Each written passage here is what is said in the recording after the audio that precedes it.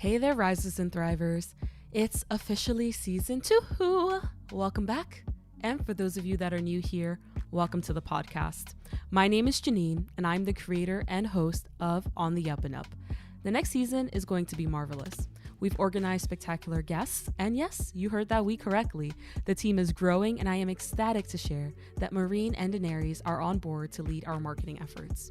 Also, we still are looking for an audio engineer, so if you or anyone you know is interested, please reach out.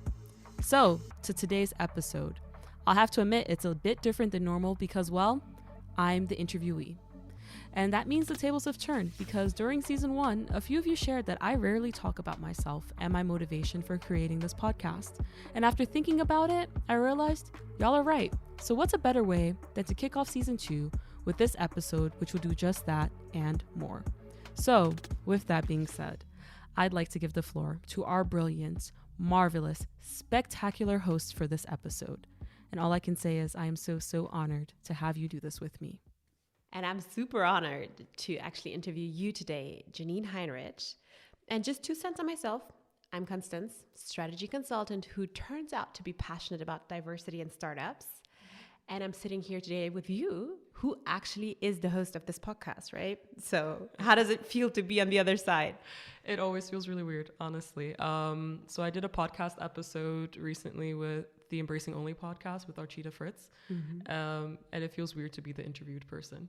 Okay. But I'm glad that you're here with me because you're not just a strategy consultant. You're my friend. You're my stealth mode co-founder as well. You're my travel through Ghana buddy. Fair point. It's a lot easier to have this conversation with you because, we know each other at a different level. So. Okay, and I'm trying to make you as comfortable as possible. And you mentioned about traveling through Ghana. That's where I'd like to start because a lot of people know you, but they don't know you because, you're always, there asking people about their life. So now let me ask you about your life.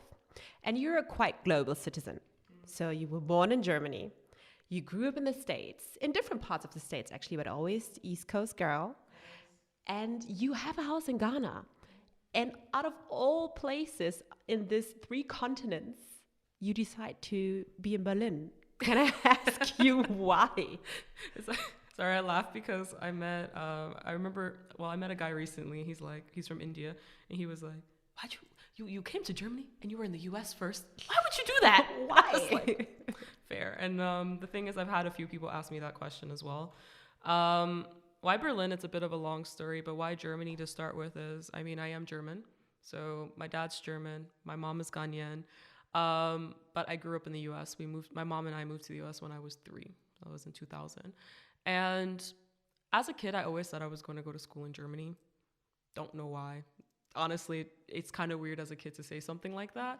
I think a part of it was probably some sort of like subliminal messaging my mom was always giving me about how great Germany was from the time that she lived there.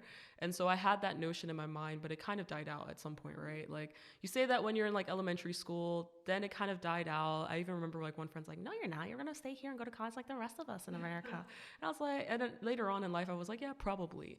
And then my dad came back into my life at 16. And that was the first time I kind of got an experience living in Germany or like seeing what Germany was like. And what was it like? Was it like the imagination of your childhood or what was your first German encounter?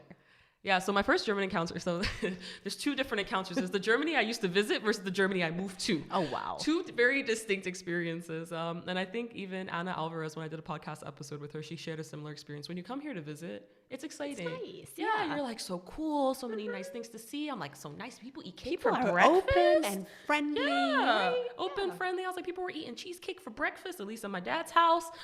People put mayo on their French fries. I love that. In the States, everyone thought I was trifling for it. I was like, I'm in my country, It's the land of milk and honey. So then I came and did a summer in Germany where I was supposed to take German classes and I lived in Frankfurt with my half sister. And it was okay. Like I did the German classes, I got to the experience, but I was like, okay, I think I can actually go to uni here. So I came to school here. Now, what was that experience like? I always say it this way. The way my mom sold Germany to me was like I was going to Disney World. And then I came here and I was like, this is not Disney World. This is like one of those abandoned theme parks. Oh boy. I'm like, the card machines don't even work. So, with like the creepy clown music in the background, like, okay, it's like, you know, like the whole facade just came off, and I'm like, what the hell? Oh my and God. I'm like, Mom, where did you send me? Hunger Games. Yeah. So it was a tough experience. Like the first couple of years, I would say the first 3 years, I honestly hated Germany. I basically protested. I wasn't even going to learn the language. I was like, I don't care. I'm going to leave anyway. So it wasn't even until like year 3, 4 where I finally was like, okay, we'll start attempting to like be more integrated. And that came with slowly learning to love it. So why Berlin? I thought I was going to leave after a couple of years. I didn't. I worked abroad. I went to Dubai. And it was while I was working in Dubai when I realized there's pros and cons anywhere you go. But the one thing I do need is a community, a system of people that feel like family to me. Yeah. And I could move back to the US, but I just have my mom there, which of course that'd be great. But I knew I didn't really want to go back to Philadelphia. And I, at that point, was really loving my life in Germany, especially I was in Dubai during COVID. When I tell you that place made me realize the importance of a social security system in a country, I came back kissing the floors of Germany. Oh, yeah. The way I landed in Munich, I grabbed my Brezel, I had my Radler, I sat on my balcony, and I was just like, look at me, all insured. I was like, wow, social security. Trees, because everything was brown. I was like, can I see some nature? Can I see some trees? Yeah. But then I started evaluating, and I did my master's in Koblenz, and during that time I was like, okay, where are you going to go now? And I was like, okay, I need to be around people that feel like family. And my 2 closest friends here, Patrick and Ina. Shout out. Yeah, huge shout out to them, especially Patrick, because I swear he's probably the only reason I still live in Germany at this point. I give him utmost credit. He's like a brother to me. But they were both living in Berlin. And I never wanted to live in Berlin. I always thought Berlin was like a German version of New York City. And I was like, as a kid, I grew up in the Bronx. Oh, yeah. And I was like, I don't want to go back to another place like that. Yeah. So I came and did a 6-month trial, and I lived here for those 6 months. And I was like, okay, it's all right. I can do this. Got a job here, and then I left again for another 6 months after. I left Germany because I really needed to evaluate. So I went to Spain because I wanted to be where no one is for a little while. Then I went home to the US for a month and just like coddled with my mom for a little bit. And then I came back and started a job. Citizen. Just as I said, global citizen. Maybe, but yeah. So I needed a system. I needed a community that brought me to Berlin. But it also speaks for you because I've seen you thrive in different places of the world now, I can say. And it speaks for you because on the one hand side, yes, you went there where your community was strong. But I also think you do have the tendency to build your community around you as well. So, I mean, I know you have really good friends at home. You have a loving family in Ghana as well. And now in Berlin, you're actually kind of making, a name for yourself. So I think you're also having that tendency to build that village around you. Maybe. I mean, I think it's an interesting thing to hear how other people see you versus how you see yourself, right? Because in my mind, I'm more like, I tend to be a little bit more on the introverted side. So I do like to be to myself. But actually, when I moved to Berlin, I did purposely make a conscious effort to say, I need to build a village. Yeah. So even my mom, my mom's always like, are you dating? Are you meeting someone? And I had to tell her, I need you to pause that actually, because before I even start dating someone, I need to make sure I have a circle of friends, because if that falls apart, I have nothing.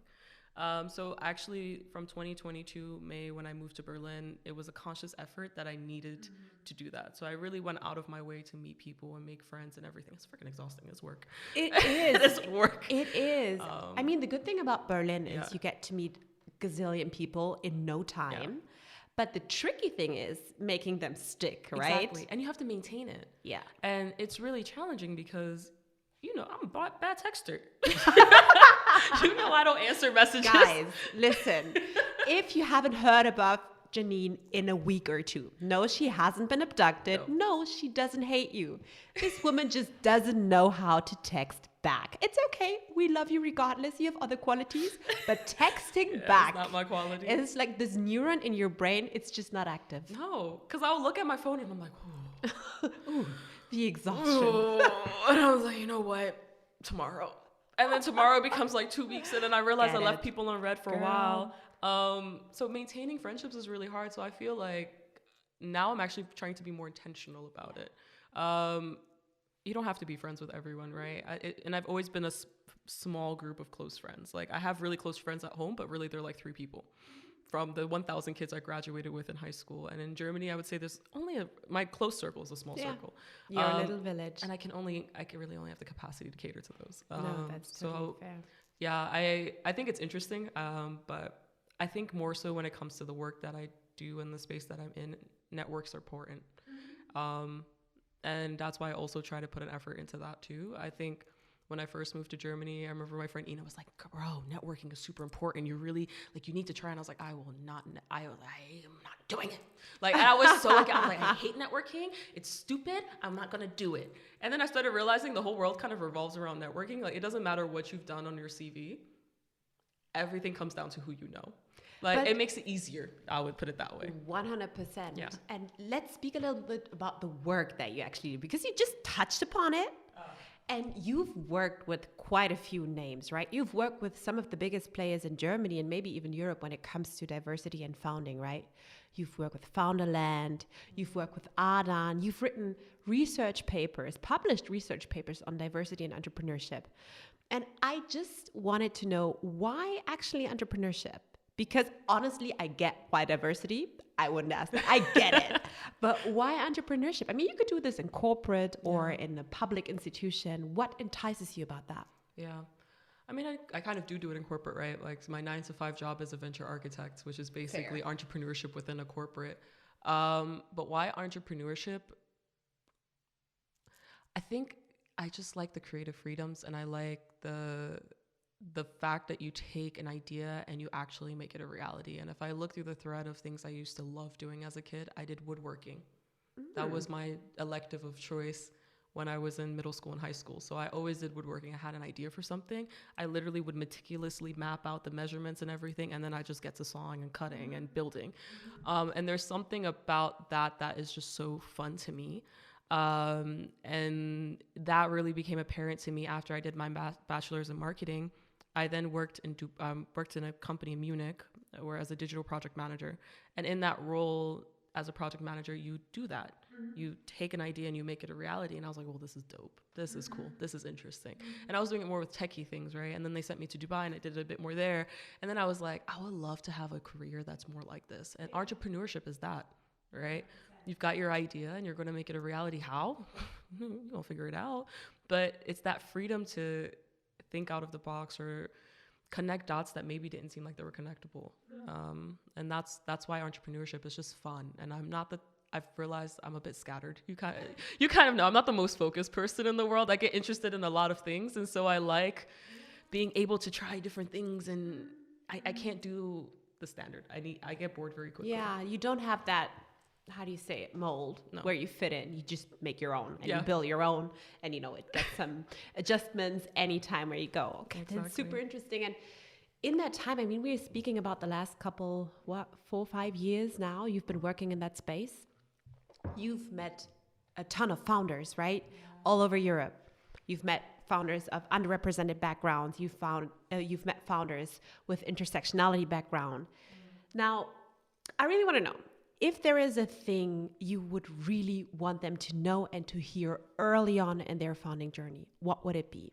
Can be unpopular. Yeah. What do you give those people you've met as an advice? That's a good question. What would I give them as an advice? I think sometimes I think to myself, like, who am I to give someone advice on this, right? Because it's something that I even see with myself, right? With things. Honestly, my advice is just to take the bet on yourself. Mm-hmm. And that's easy to say, though, because that's also, I think, reflective of my current situation, right? We've got what we're working on. I've got the podcast, and I constantly sit and I think to myself, when is that time I'm going to fully take that bet on myself? I'm slowly coming to the conclusion there's no right time for it, right? But I think first work on yourself. It takes a lot of self-work because you're going to need a lot of self-confidence. Mm-hmm. If anything, before taking the bet on yourself, do the self-work. Work on your mental health. Work on your confidence. Work on understanding that you bring so much to the table and evaluate that rationally. Like, look at yourself as if someone else would be looking at you. Mm-hmm. And look through everything that you've done and then think to yourself, why could I not be able to do this thing then? Why not? Right. And there's probably no reason why you couldn't, because you've done everything else. So the self-work is first, but then just taking the bet on yourself. And then really once you are in it, and I know that people get very frustrated with prejudices and discrimination and everything around it, but it's there. Learn the tools to combat it. And I know people get really irritated by that, because it's like, why should I have to learn how to like cope with it or navigate it? Because it's there. And while we're all working really hard to try to mitigate it, it's still prevalent. And so that's why, like with Zula, which is one of the startups that mentoring on the side, I remember going through them and working with them on promotion-focused questions versus prevention-focused questions that investors are going to ask you. And the reason why I did that with them is because it also affects how you respond to a question. And because of the way your response is when you get a prevention-focused questions, like how do you plan to not let your competitor take your market share or to take you out of the market? Of course, you're going to naturally answer that in a defensive way, right? Instead of in a more optimistic manner. Of course. And so sometimes that can make them end up questioning your ability to do something. And so I worked with these founders with this startup, and I was saying, what you need to do now is understand when someone's asking you a prevention-focused question and answer it with a promotion-focused answer. Answer it with, we're very confident in our market position, and we know that in the next year, our plan is to do X, Y, Z. And because we have XYZ USP, we have absolutely no doubt that we can do that. We've got the right team on spot. You see how different of an answer that 100%. is versus when you're like, well, yeah, we know that the competitors are there, but we think that we could do that. No. Yeah. You've already put yourself at a disadvantage. Yeah, that's what you mean with like taking a bet on yourself, right? Like also believing in, hey, we can do it, and being very confident about it. Exactly. And if I could ask you, because you've spoken to quite a few, I mean, honestly, this is the whole journey of this podcast, right? On the Up and Up is talking to people who actually took a bet. Maybe you can tell us a little bit more about how that experience was, speaking to those founders, investors. Tell me a little bit about it.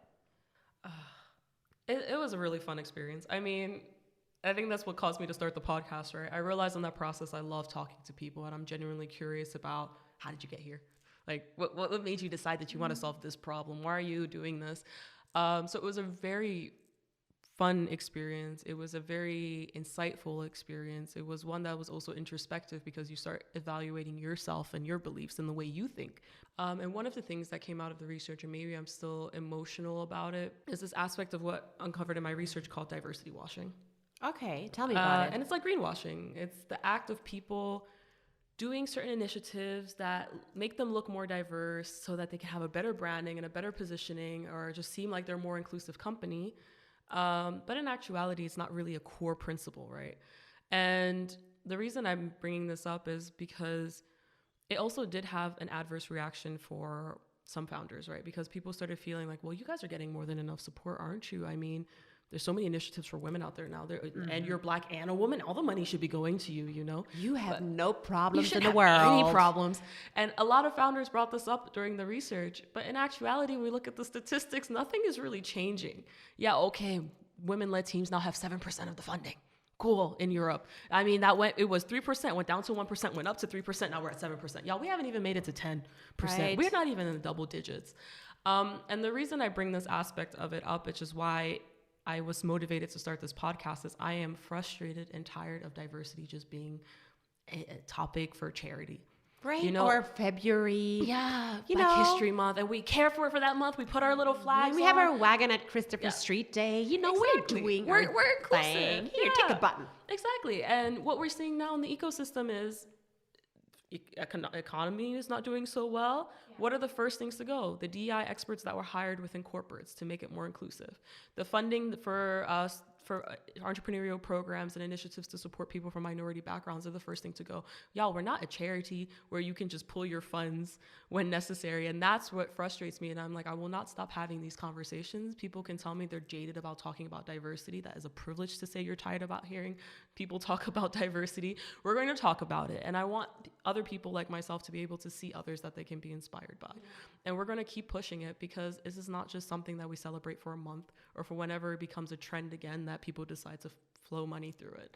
And I said that I felt maybe frustrated by it because event that I was at yesterday was a 1-year funding, and they did such amazing things, and it was such an inclusive space. And I was sitting there thinking to myself, like, and now it's over. And even one but for the time, it felt great, right? It felt so good. It gives you a lot, but it should continue. Yeah. And there has to be a way to make these things continue. And so it kicked off the podcast. It kicked off what we're trying to work on in the background, which is trying to find a way to have sustainable funding going towards businesses and initiatives that are truly making a difference to founders of color, other underrepresented groups, because something's got to give. It can't just be anytime someone wants to give charity. Right. And then the moment the charity is gone, all the initiatives fall apart with it. It has to be sustainable, right? It needs to be sustainable. So let me talk to you about a thing, because you've mentioned funding. Last week, I spoke to one of the leading female investors in Germany. Mm-hmm. She's a PFC. I cherish her very much. She has a very good understanding of the funding landscape in Europe. She has been a founder herself. She has been an investor herself. And she also pointed me towards what you just said. She said, if you look at the numbers, you see that venture capital and venture funding actually goes down. I think we're talking about like 36% since the COVID boom. So we are having 36% less funding. Now, we know that underrepresented founders are disproportionately affected by this, right? And beyond that, I mean, we see that the deal sizes, though the individual deal sizes get bigger, the number on whom those are distributed gets smaller. So what do you think? What does that now mean for diverse founders, underrepresented founders, when it comes to funding their businesses now this year, 2024, and going forward? Because we know it's getting more difficult. There are less funds. There are less individuals getting funded. And it was already freaking hard before. So what do we do now, Janine? I mean, to the first part of your question, what does it mean? You answered it. What does it mean? It's going to be harder. There's going to be less funding. That's exactly what it means, right? Pretty grim. I mean, I know it sucks to say it, but like old habits die hard, right? So you're seeing the whole ecosystem is just going to revert back to its old behaviors. How did everyone, I mean, warm intros, that's what everyone always talks about, right? Warm intros is the thing that gets you through the door. You can send your application to those portals. Yeah, sure. But do you have an in somehow, some way? My research shows that if you don't have an in, good luck. It becomes extremely challenging. And oftentimes these people are not usually going out of their way to try to expand their network to be more inclusive or more diverse. A lot of their circle looks just like them, has a similar background. So that's what that means. And I know it sounds grim, but I think it's also a phenomenal opportunity now for our communities to start looking inward and seeing how can we start supporting each other more. How can I start filtering more money into the companies that I like? And it's a big effort. It's not a small one. It's going to take time. But the beautiful thing is we're not in a time anymore where there are Black millionaires. Like there are successful Black people. There are young people who are upper middle class, who have a little bit more disposable income that they could potentially put towards either just purchasing from a business that they like or support, or even being an angel investor in that. And I think as a community, we have to now start thinking more critically about where you put your money. Very critically, because it's very easy to be like, oh, I don't know where. If you don't know where, start asking. Like, reach out to me, reach out to you. I can tell you multiple places where you can go put your money, but we now need to start thinking more critically about where are we going to start putting our money and our time and our effort. Who are we actually supporting? Because if we can start because we are big spenders. Especially like if we look at the hair and beauty industry, Black women, we spend like 3, 4, 5 times the amount of. Let me flip my weave. Yeah. just where you say that. Yeah, no, but facts, right? Like we spend so much more. In the States, most of the hair stores are not owned by Black people. Yeah. So what happens if you just say, you know what? Let me be intentional about this. Intentional about this, and actually put the money towards that. I see. Yeah. And 100%. That's what I would say is there's the power to it, and that's what I would hope is going to come now, because it's going to be a very long time again before we see this trend of diversity being a sexy thing. Yeah. And I mean, you can see a few frontrunners, right? So we had a good conversation with Nana. So Nana Edison, who is currently building Ancient, shout out to Nana. And she was one of the first founders where you actually saw that they made an effort to find diverse investors as well. She was one of the first founders who actually also sought out diverse investors to invest into her business just for the fact of, building the community, creating the community. And that was post CurlCon and what she did before. So I think she's early. And I think it's good because we need examples like her to lead the way when it comes to that. But it's a good precedent of how you can actually be intentional of what you buy and where you buy it from and how and who you support. And I think this has to go beyond the stopping to invest your money when it comes to a shitstorm. I know, remember when all the people stopped buying Balenciaga or H&M because there was a shitstorm. This can also work the other way around, that we stop being intentional where to buy because we want to make a difference. So I think this is a very interesting insight from your perspective. So thank you for sharing that. Hey there, it's me again, cutting in to ask, what do you think about being more intentional with where you spend your money? Are there any companies that you go out of your way to support? Let's start a conversation in the comment section. I'd love to know your perspective, and I think we'd all benefit from knowing which cool companies are out there that we could all be supporting more. Outside of that, I'd really appreciate it if you would like, rate, and follow this podcast. It would honestly mean the world to me, and there are so many great things that are coming in season 2, so don't miss out. Now, back to the fun part of the episode. I have a little game for you. Mm-hmm. You ready for a game? You're not too sure if you're ready, right? I'll try to be ready for it. You're not too sure if you're ready. Okay, so I will read out 2 questions for you.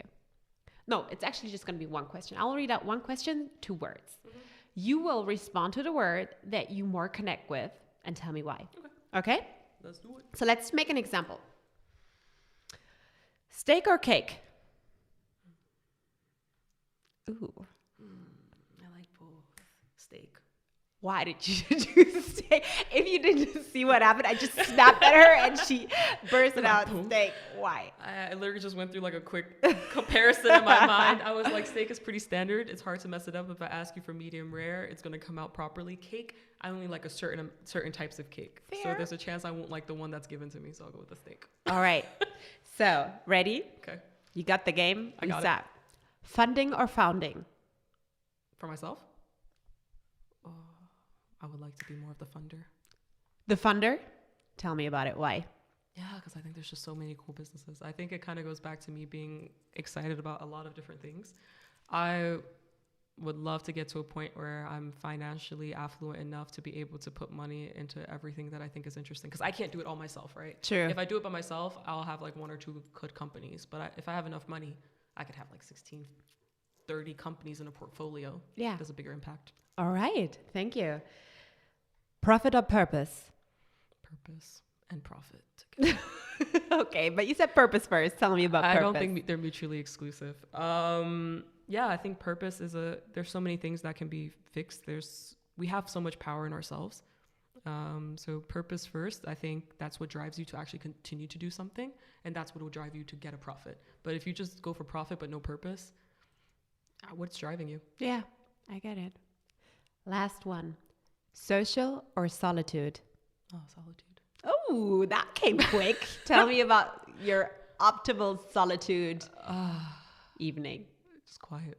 Quiet. Yeah, like literally just my perfect solitude evening is literally just in the house, quiet, nothing's going on, me and the pup sitting next to each other. I probably have like a tea and I'm just reading a book or something. Oh, okay. Yeah. And if I'm feeling less like boring and I'm a little bit more excited, it's probably just like playing with my Nintendo Switch. And Ooh. and like love that. That's it. What are you playing at the moment? Prince of Persia.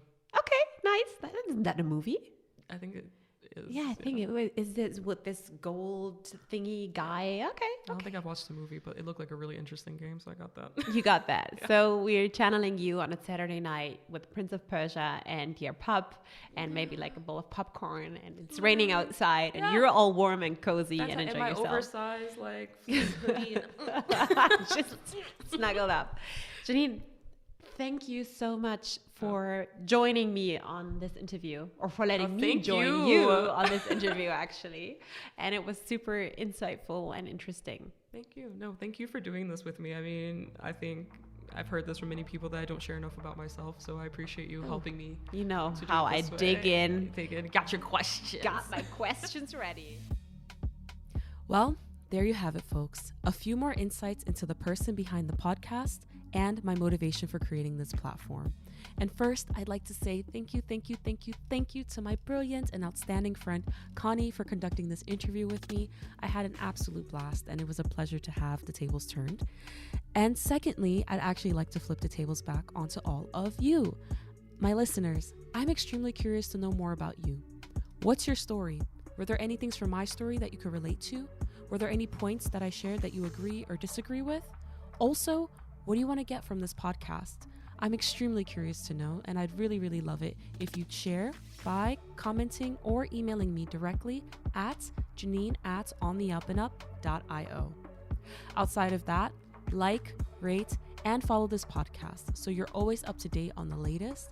And I'm very much looking forward to kicking off with the first official episode of season 2 in 2 weeks. Until then, onwards and upwards, y'all, and I'll speak to you then.